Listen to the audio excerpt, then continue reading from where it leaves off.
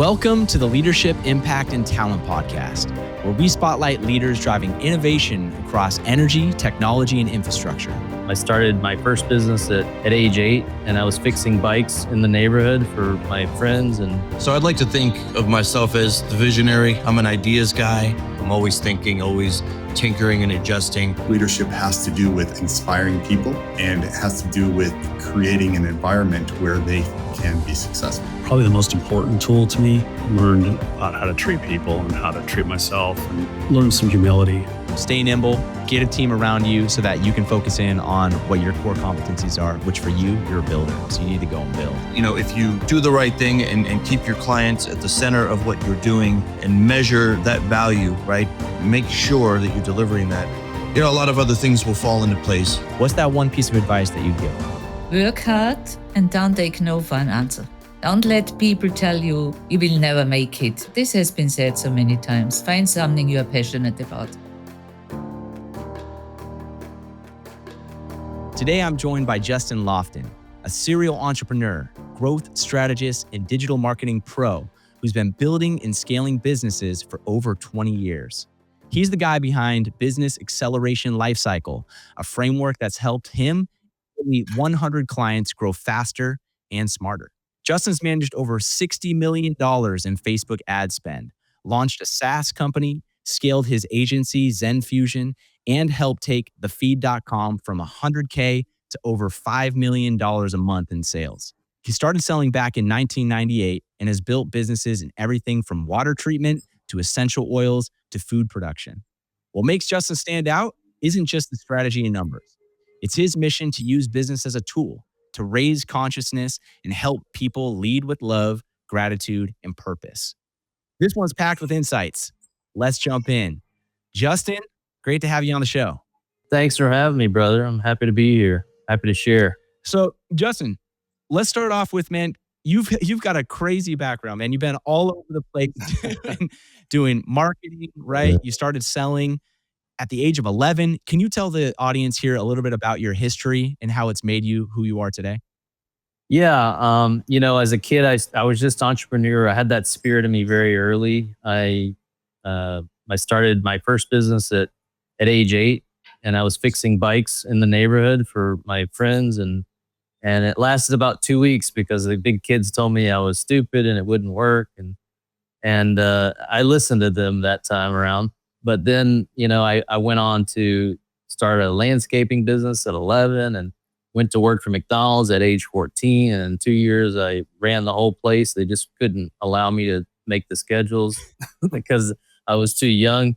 So I'm a Capricorn, so systems and process is in my core, it's in my blood, and I've always enjoyed the entrepreneurial journey, and I didn't really fit in all that well with the core systems that kind of the matrix creates for us to come into. I was really just looking to always help people, and when I saw those opportunities, I would jump into them if my heart was in it. So I've been down the road and done quite a bit, and as you mentioned, I've been doing the marketing thing for a long time. I started selling supplements online, and back in 1998, when we only had Yahoo and Overture as our pay-per-click system, I was building websites in HTML, and then I went on to learn and become a Cisco systems engineer. So I was building networks all over the world for almost 15 years. And during that time, I was really starting to fall in love with marketing, online marketing and advertising. And that naturally led me into agency for search engine optimization in the early days. And then as Facebook came online, clients wanted me to help them, get more reach and expand their horizons through the Facebook platform. So it's been a fun journey, and I've seen a lot of businesses, blue collar, white collar, at different sizes, and it's been a fun ride, that's for sure. That's wild, man. And I know that there's an element of, your mission, right? Raise consciousness and help people lead with love, gratitude, and purpose that really kind of permeates everything that you do, right? Can you tell the audience a little bit about 100%. how that's influenced you as a leader?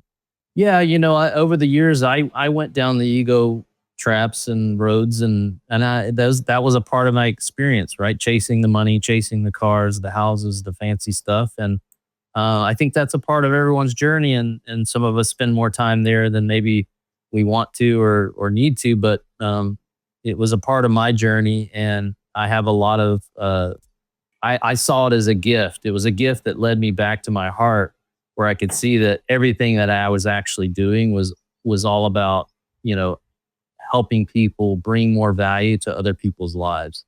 And that's what I try and do, and try and help the people that I work with do is really connect the dots. Because when you walk out of your house in the morning, you are, I want everyone to be walking with, how am I going to bring more value to other people's lives today? Because that, at the end of the day, is what generates the feeling of abundance and happiness, and it's also that creates the side effect of the profits that most of us get caught up in chasing, the money, when actually that's just an effect of causation, and causation is coming from feeling the emotion and of accomplishment and serving others and service to others. And business, if you really back out of it and you take away the profit chasing machine, at the end of the day, that's what business does. It brings more value and helps people improve their lives. And that's what business is doing. That's why it exists. It's not just about making money, And so I think if we can step away from that, that egocentric, cash is the only reason we do this kind of motto, then you can see that how are we bringing more value to people's lives, and we're making advertising or we're hiring new people. Like, are they on that same trajectory? Are they a part of that energetic resonance that our team already has, so that they can fit right in and take their uniqueness and help us add more value to people's lives? That's the key in terms of really seeing a business grow and being able to sustain that. It comes from that intention of delivering more value to your customers and to the prospects that you think you can provide value to. Right. Now, I love that, leading with service first, a value delivery at the forefront.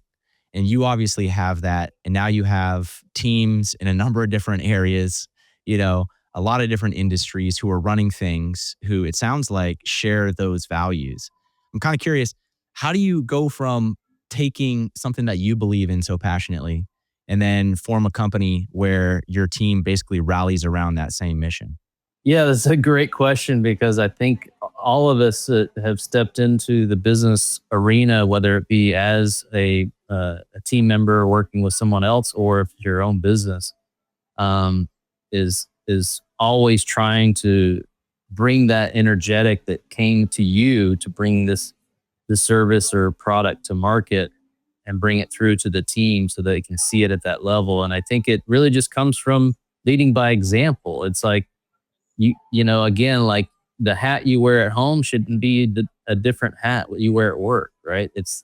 You got to drop the masks and just be who you are and be transparent. And I do that. I'm not keeping this department in the dark about something that this department has access to. Everybody on the team, whether they're playing a role in marketing or they're in operations or fulfillment, like, here's the state of the situation and here's what we need to do to work on it. And what do you think? Right. So it's like, I'm at the round table. I'm not at the head of the table. I'm trying to bring their energetics and their uniqueness, and I'm always in appreciation for their service. So I'm highly focused on reminding them how much I appreciate their hard work and energetic. I don't want to just allow the paycheck or the payment that I made to them to be that reminder. Yeah, well, it sounds like you're making a great atmosphere, right? Bringing everybody around the round table and letting them drive the decisions, giving them the responsibility, taking that on their shoulders and pushing forward. I think that's a great example. Well, you talked about leading and adding value to your clients, right? And being service-oriented, value delivery at the forefront of what you're bringing to your clients. I know before the call, we were talking about how you had helped scale one business from $1 million monthly to $6 million monthly was curious if you wouldn't mind telling the team that story and what that looked like. Yeah, I mean, at the forefront of like a lot of my work, whether it be in the agency or going on and doing business consulting, I did want to really support the smaller businesses, because I was well aware of what it takes to, and it's not easy, right? It's very challenging to start a small business and to try and move from that 1 million to 6 million range. And so I've helped hundreds of them, and it was very meaningful to them and giving them the structure they need to grow using the business acceleration lifecycle, which I'm sure we'll dive into. The story that I think is super meaningful because it's personal to me, and it also is a great business success story, and it's got some fun things that might apply to your business that you can do. Is my father and I really didn't have a great relationship growing up, but he also has the entrepreneur spirit. He started a business years ago called Strut Masters, and he was in the automotive space, helping people that had older vehicles that have originally air suspension, Range Rovers, Cadillacs, and that air suspension fails after, I don't know, 9, 10, 12 years. But these cars are still great and people love them. And so, the air suspension fails and they go wherever they need to, the dealer, other places to get it replaced. And it's like $3,000 to get it replaced when the car might not be worth that itself, right? So he invented a strut replacement system for a lot of those vehicles, and he built that business over the years. And he and I had an opportunity. He kind of opened his door and said, "Hey, I see what you're doing in the online space and helping people grow."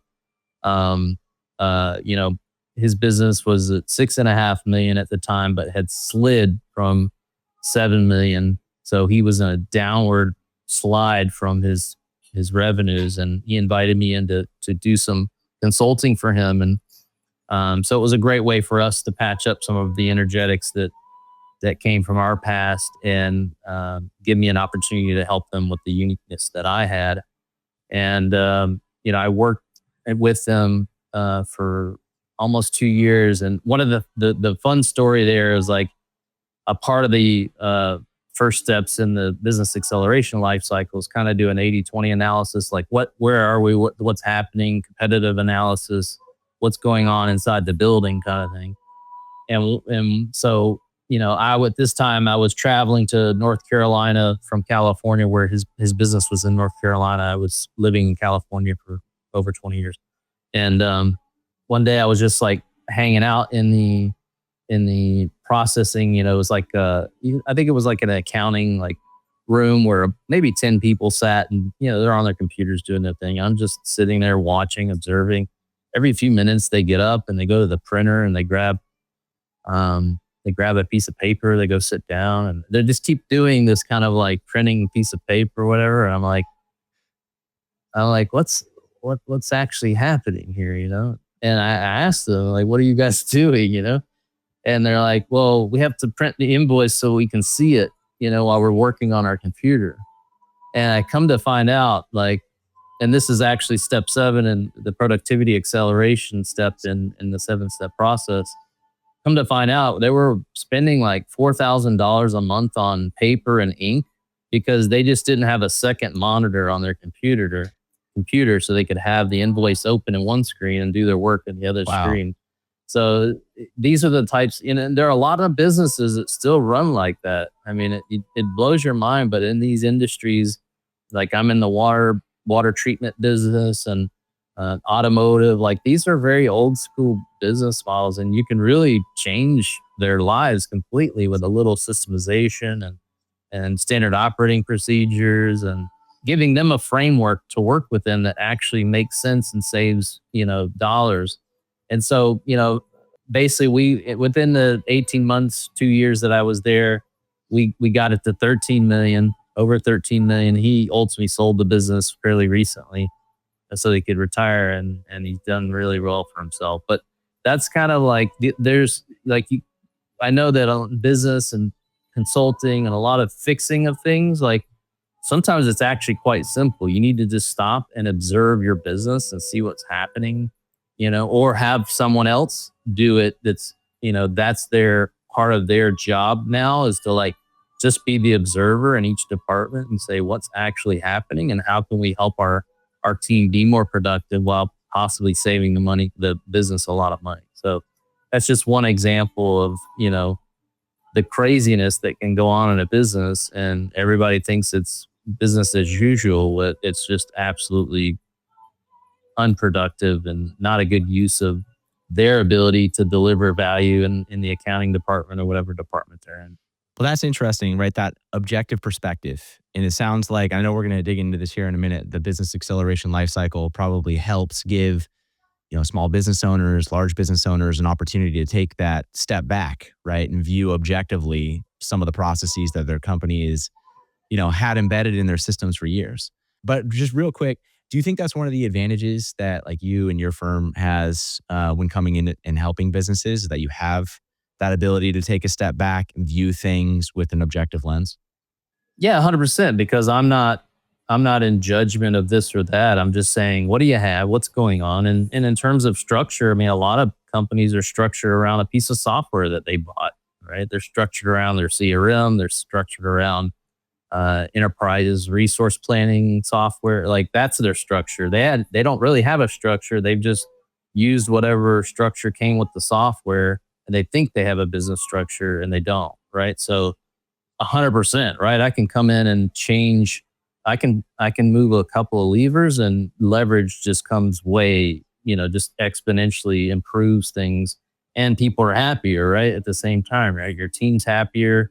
Sure, the initial change sometimes is not easy to do because they're fixed in their ways. But when you show them like, no, this actually makes your life a lot easier, and don't worry, we're gonna hold your hand through the process so that you can get used to the new way of doing things.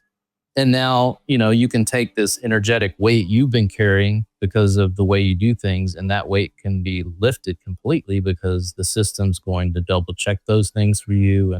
And certainly in the world of AI now, I mean, it just goes to a whole nother level on what we can do. But yeah, I find that a lot of businesses, small and large, they don't really they think they have systems, but they have software that they've built what they think is systems. And it's really just an extension of what the software told them to do with their business. Yeah. That's why almost the software ends up dictating what their business processes are, just because of the way that it's instructed. They allow it They to. allow it Yes. to. Okay. So you touched on something really quick, and hoping we can just touch there, and then let's jump into the business acceleration lifecycle, because I'm very interested in hearing what that 7-step process is. And so maybe you can tell us, give us the high level, and then we can share it with the audience after the show. But you mentioned AI, right? And how that's coming in and helping drive even more efficiencies. Is that something some of your firms have taken note of and are able to help companies leverage in order to become more efficient? 100%. I mean, whether it's inside of my own business so that I can offer more value. So, we just launched TopShopSEO.com to help Shopify business owners scale up on the organic search side of things. And in large part, majority of, some of our processes are completely on the content generation and all that. It's all AI driven. We've just perfected it to the degree that, hey, we're giving Google what it wants. And if you read our content, you'll be mind blown. You'll be so valuable to you.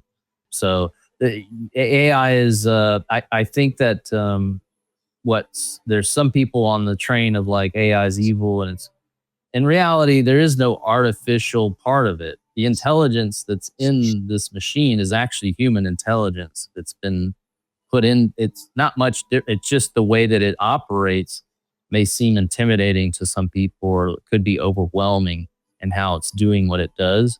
But it's simply an extension of the computing world of being able to go beyond linear ones and zeros in the way that it computes, and using these learning models to help kind of do what a lot. So AI is going to set humanity free so that they can do more what they love and do less of this nonsensical task that we do because we just always done it. And so it's truly a renaissance of freeing us from these mundane tasks that we perform all the time that really should be completely handled by a tool like AI. And that's what AI is great at. Like it has its limitations. As of yet, I don't really see how it's going to wash my laundry or cook my meals. I don't see how that's going to work, right? But those things are important in my life. So, but in terms of business and monitoring things, I think that a lot of what we have in business is reactivity, and that is there because humans have so much already on their plate, so they can only react to something going wrong, something changing. The developer did this, and then that's just creating a loss of revenue. It's a loss of value delivery because you had a technical problem that you didn't know about for 15 days and you lost $100,000 in sales because of it. Right. So AI can be there to do that monitoring proactively and then tell you when the marker that you want to measure in that particular situation is off. Something's different. And then it can even go deeper and go look and see what's changed, at various levels, depending on. Yeah. So 100%, if you're not doing it, then I don't want to talk about getting left behind, but you're not going to be able to really, you have to catch up very quickly because it's evolving faster than humans can really, most humans can understand it. So just getting to some basic understanding of how these LLMs work, these AI, GPT, Claude, there's they're endless, right? There's a lot of them out there and they're doing different things and bringing different value. And that, again, coming back to value delivery, right? How can that AI support us? And, because I'm sure some business owners are like, great, I can get rid of those 4 employees that drive me nuts. I can just AI that out. Oh, it's like, well, slow down. That may not be the case. But there's definitely some efficiencies to be gained and even ideas that you can't even conceive yet until you see some of these tools and what they're doing. And then you're like, wow, that's a game changer because I only thought it could be done this other way, right? So that's what's so exciting about AI is like relieving us so that we can stay in the creative space, whatever that is for you. We can stay in the creative mind and keep expanding. And that just creates more value that we can bring and be of service to others. And the AI is handling those mundane tasks and, doing the being the checkpoints in your business to support the human creative side, to where that mundane stuff can be handled without human intervention in large part. Yeah, a lot of what you said resonated with me. I think AI's productivity is limited by the creativity of humans. 100%. Right? I use Claude and GPT for different purposes, and it's significantly allowed me to take a step into, the business owner lifestyle, right? And focus on the things that I like to do, like having podcasts like this, right? Talking to entrepreneurs who are out there crushing it in the business world, learning what they're doing to make them successful. And without it, dude, I'd be bogged down with a lot of the administrative burden that comes from owning a business. You got it. So, all right.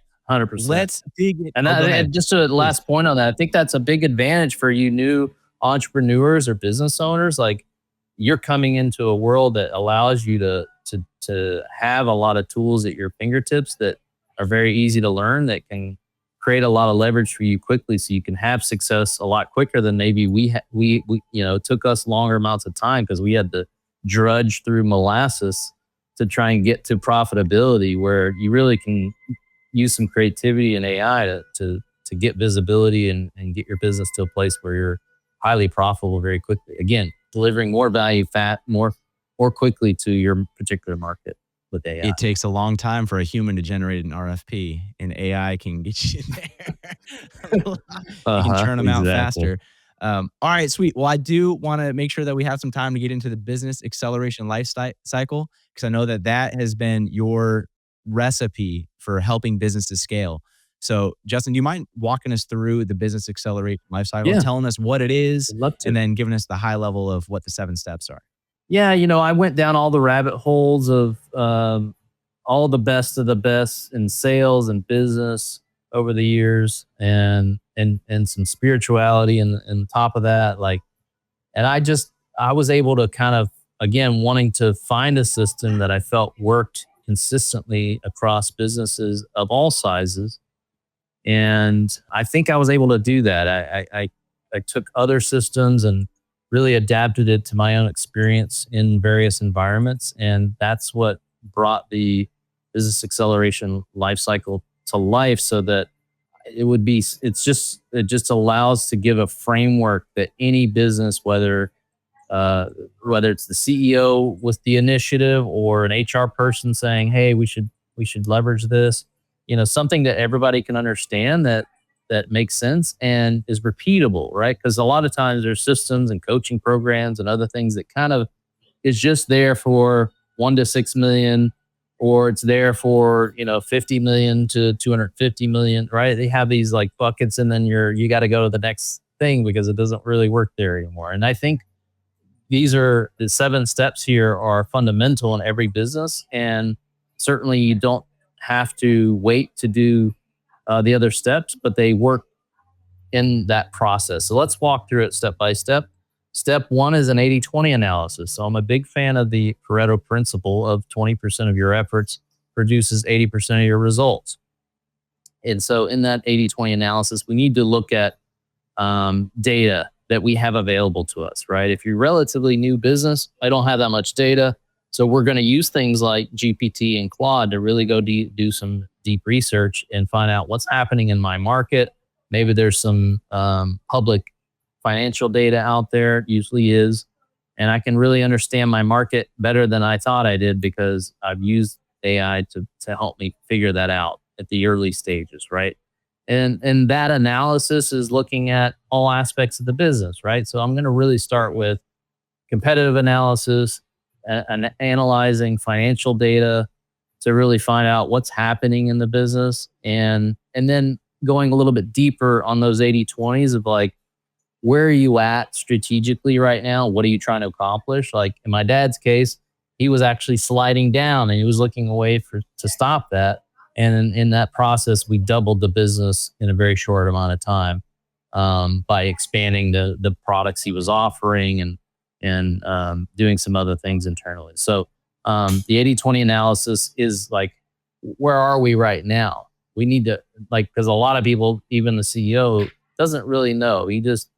He has balance sheets and he kind of has like what the next initiative is this quarter or next, but he doesn't really necessarily have the full picture, and he hasn't stepped back enough to see the whole business for what it is in his industry, right? Because sometimes we kind of get down a road and we're, maybe we looked at our industry last year, but maybe it's changing rapidly and we don't realize that because we have the blinders on and we just do what we do every day and we think it's the right place, right? So the 80-20 analysis is critical.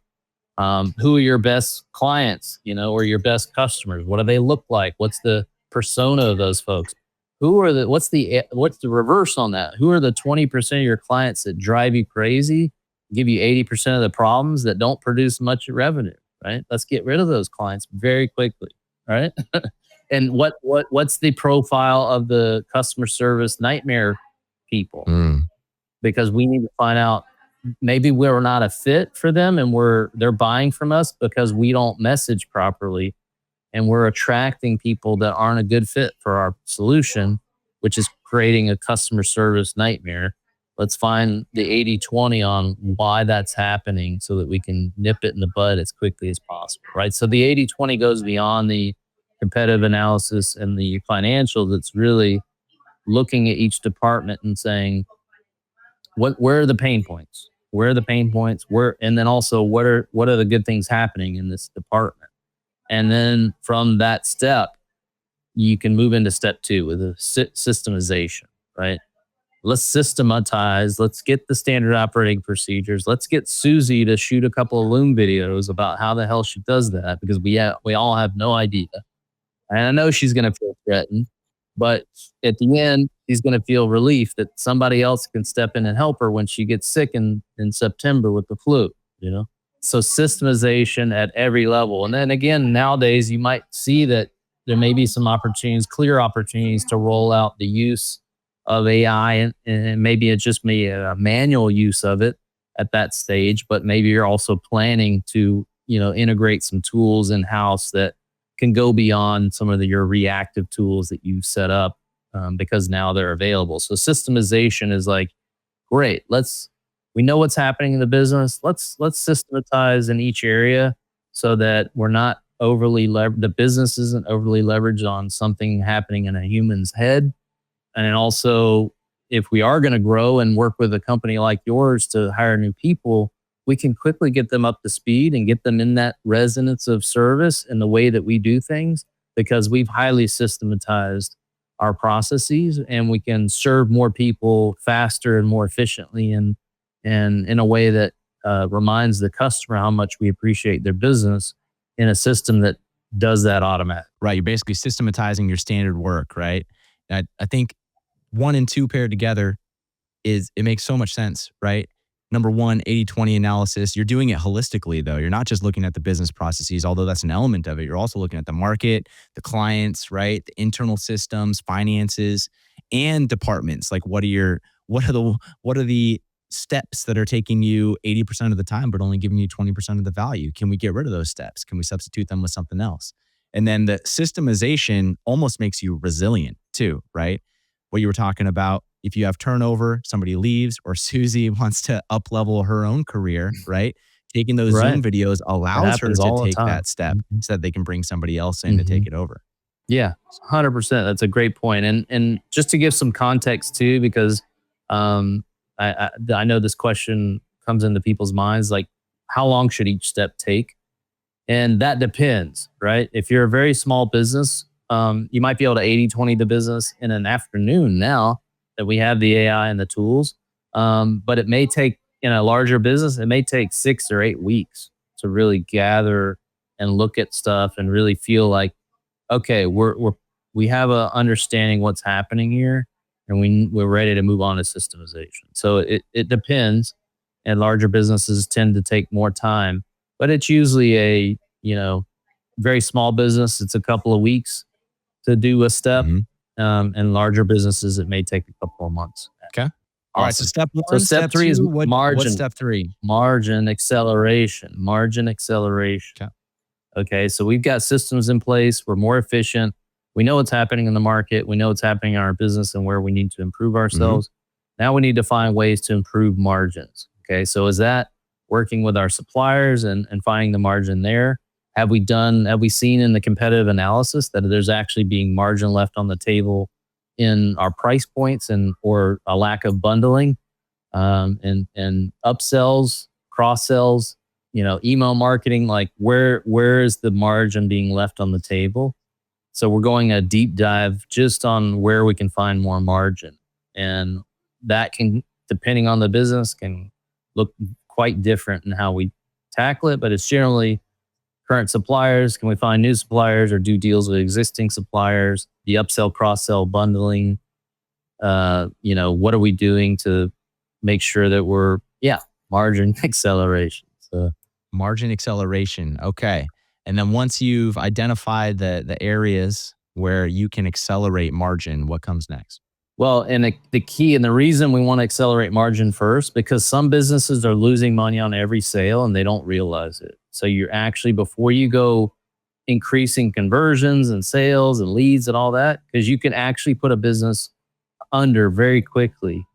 And that's where that 80-20 analysis comes in, where you can show a leadership team that, like, the way you have this structure right now, you're going to be out of business in whatever time frame it is. I've seen that several times where it's like, you guys, because the market moved and you didn't adjust your pricing and you added this offer in, you didn't realize that it actually gave you a almost negative margin.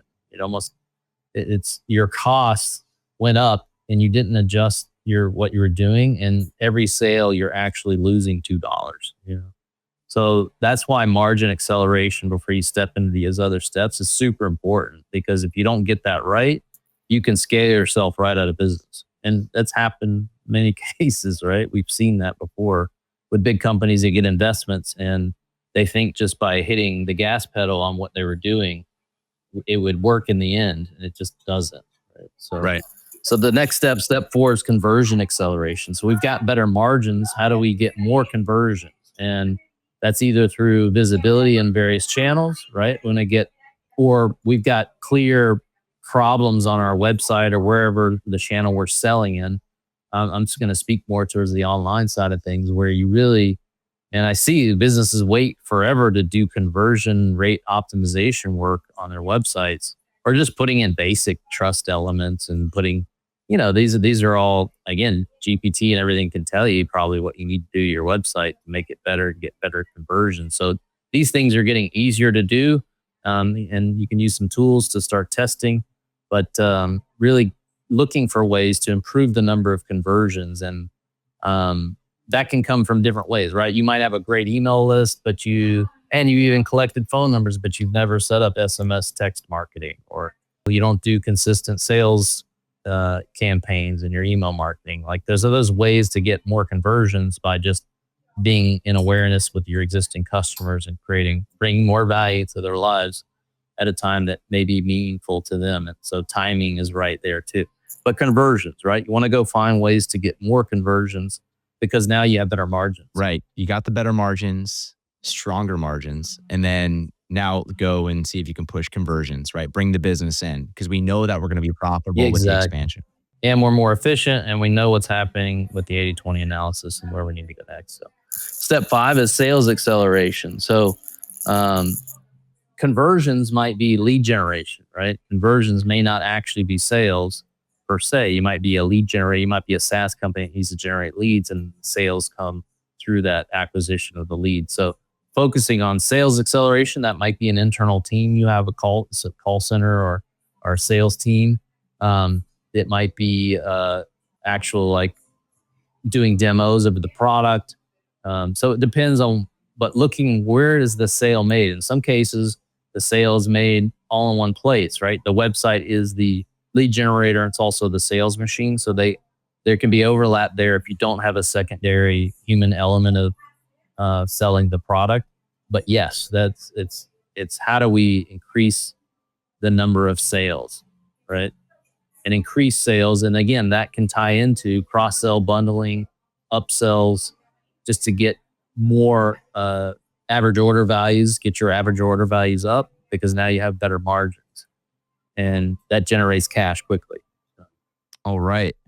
It's interesting, and I know we're going to go on to the final 2 here in a second, but I would imagine most people get 3, 4, and 5 reversed, right? Like, step on the gas, get more sales in the door, right? Then let's figure out how to convert more. Then let's figure out how to widen the margin on the things, right? And to your point, if you do that especially like at a large company where they're just like putting a lot of effort in this, you could go underwater really fast. Yeah, and as somebody that came in to help them grow, you have to be very careful with that. You really have to know, and that's where, like, in step 1, you have to make sure that whoever you're working with, the CEO, owner, whatever the role that you're working with, is like, no, I need to see the numbers. You can't hide them from me. There's nothing to worry about. Okay, I've seen the worst of the worst, and I've seen good stuff too. So so you don't have to worry about showing me what's really going on, because I need to make sure that I don't help you go out of business. Sure. I don't want to do that. So, and that the system does help prevent that with the margin acceleration early in the step. So step 6 is lead acceleration, right? So now we got better margins. We've improved our conversions. Our sales team's rocking. Now they just need more leads, right? We need to go find ways, create new, lead magnets, or just get in new channels in different places. So sales and leads acceleration some of those can be, hey, now we're introducing TikTok because we think we can reach our ideal personas there, or we're introducing new channels, or we're, getting rid of the old PPC agency because they're just charging us too much to do nothing now that we have Performance Max campaigns. So, those 2 areas, depending on how your business is structured, may be dealing with content creation with lead acceleration. Hey, you need a lead magnet, you need a reason to come in. We did that with the water business, which is very boring in general, buying tanks and trash cans. And we call them water softeners. They look like tanks and trash cans, but we sell them. their high ticket purchase that you don't really want to spend your money, but you need it because your water at your house is so hard. It's horrible. And your wife's complaining about the spots everywhere and her dry skin. So you got to go drop the $1,500 to $3,000 and get it done.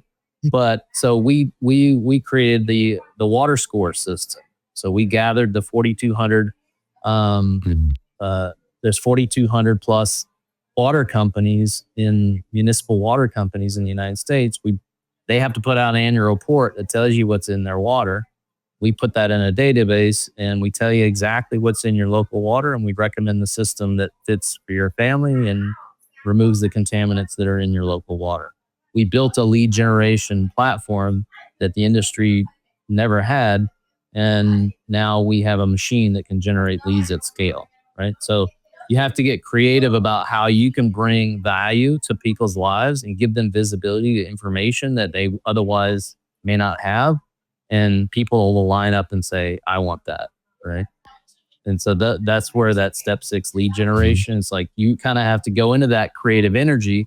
And if we're bogged down with everything else without using AI, then we can't get that creative. So if you can back out of it and lead acceleration, get real creative instead of just doing what your competitor does, which is really from 2001 marketing, you need to get creative, and that's what you do in step 6, lead acceleration. Well, it seems like a very honest approach too, right? You're showing the facts and the data, and you're saying, and that's why we're making a recommendation. It's not shooting at the hip with a sale, right? It's literally, this is catered to you because we know what the water looks like, in this particular instance, what the water looks like in your area. And this is going to allow your wife to have beautiful skin. She's going to love it. So you should probably buy this. Exactly. The benefit side of the sale, right? Yeah. Exactly. She'll stop complaining and she'll love you more. Mm-hmm. You won't have to buy as much lotion. Whew, we'll take it. Exactly. So step 7 is productivity acceleration, right? So we've got a lot of the core business really rolling. Now we need to go back through every department and look at how we can create more productivity for each person and also within that particular organization, that department. Like, where are the opportunities? And productivity acceleration could come in the form of, we really need to have a quarterly contest or giveaway where our employees feel like they can have fun while they're at work, right? Like, that creates more productivity. So it's not just give them the second monitor so they can look at both screens at the same time and stop printing papers and getting out of the chair every 5 minutes. It can be in the form of, hey, how can we create more fun environment? How can we give them, free tickets to the bowling alley or whatever it is, like those kind of things that can actually create the productivity because people are more excited to come to work.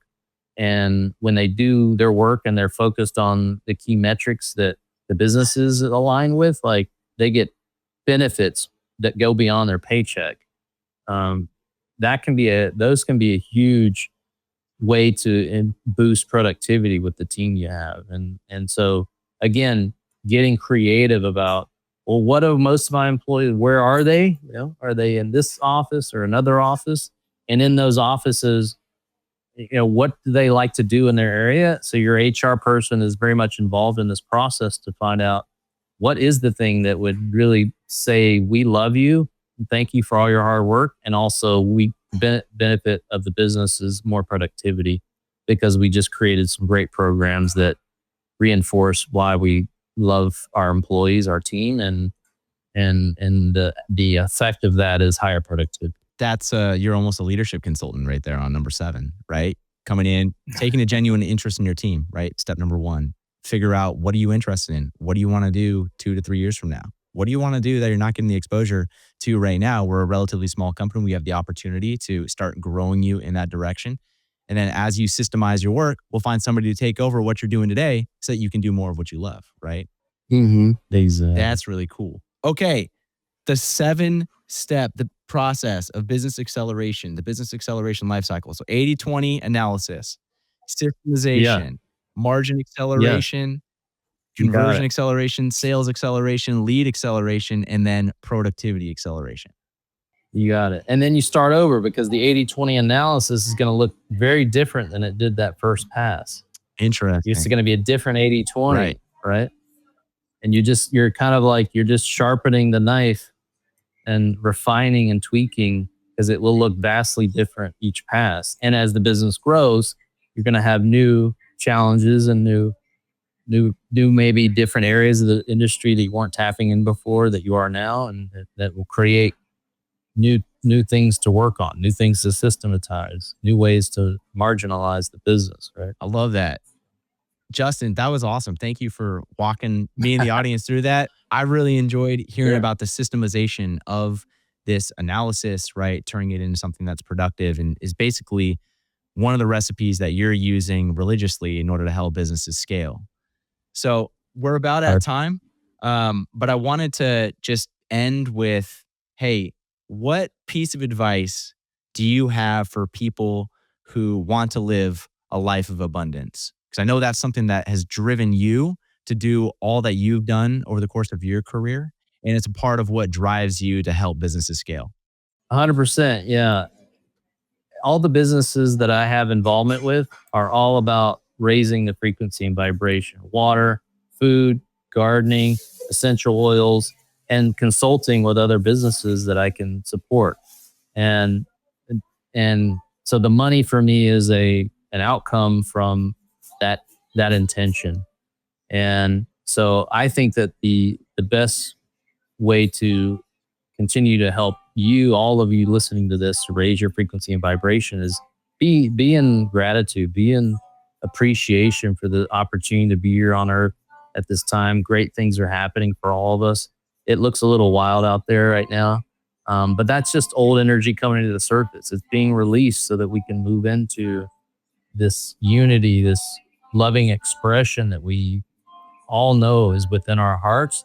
And we just walk into our day with joy and peace and harmony and grace and compassion with others, because everybody's at a different stage of their game, but everybody's awakening, and that some of that can be a little stressful and challenging for some people.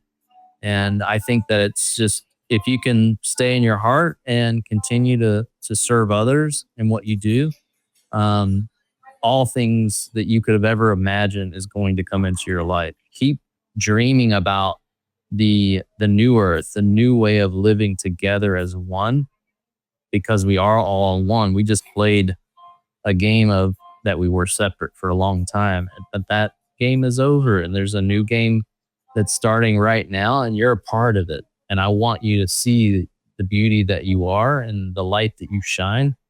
And I want you to carry that light into other people's lives so that they are reminded of the light within them. And that light is going to spread very rapidly so that we can manifest abundance in all aspects of our lives, now and forever. Man, I love it. Justin, thank you. Thank you for diving in with me today. I really enjoyed kind of hearing more about you, how, the background of where you came from, 8 years old, fixing up bikes, right? Trying to make it work to where you are today, a very successful multi-business owner who, consults with companies and helps them grow their own businesses. So Justin, for folks on the call, anybody wants to get a hold of you or your team in order to scale, how do they do it? You can go to 8020business.com and you can find me there. Cool. 8020business.com. We'll drop that down in the chat. I think you also mentioned that you'll share a link to the Business Acceleration Lifecycle. I will. Sweet. So we'll put that down in the comments. Justin, thanks for joining today, man. It was a pleasure talking with you. Much love, brother. Yeah, thanks so much, brother.